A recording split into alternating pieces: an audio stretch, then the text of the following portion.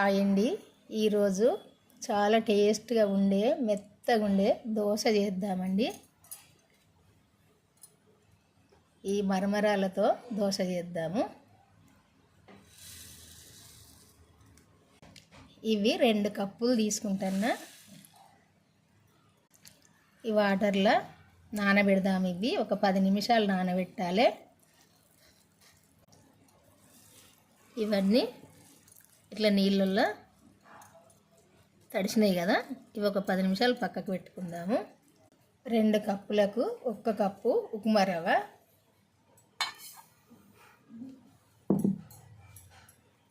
ఇందులో ఇప్పుడు 1 కప్పు పెరుగు పోసుకోవాలి. కొంచెం నీళ్ళు పోసుకొని ఇది కలిపి పెట్టుకోవాలి. ఈ విధంగా కలిపి పెట్టుకొని ఇది కూడా ఒక 10 నిమిషాలు నానబెట్టుకోవాలి. పక్కకు పెట్టి 10 నిమిషాలు అయింది. ఇవన్నీ నానినాయి. ఇట్లా నానాలి. నానింది. ఇప్పుడు ఇది దోశకు పచ్చడి అవసరం లేకుండా పచ్చిమిర్చి, ఉల్లిపాయ, కొంచెం కొత్తిమీర వేసుకొని పట్టుకోవాలి.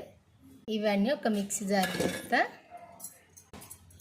ఇవన్నీ ఇప్పుడు ఈ మిక్సీ జార్లో వేసుకొని మెత్తగా పట్టుకోవాలి.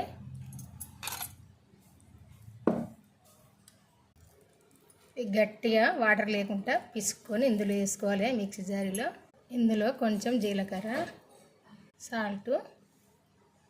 ఇప్పుడు ఇది దోశ పిండిలాగా కొంచెం కొంచెం వాటర్ వేసుకొని మెత్తగా పట్టుకోవాలి. ఇట్లా మెత్తగా పట్టుకోవాలి.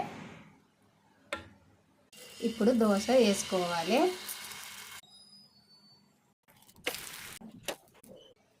దోశ చేయడం అయితే అయిపోయిందండి. చూడండి చాలా మెత్తగా ఎట్లుంటుందో, టేస్ట్గా మెత్తగా ఉంటుంది. బాయ్ అండి, ఉంటానండి.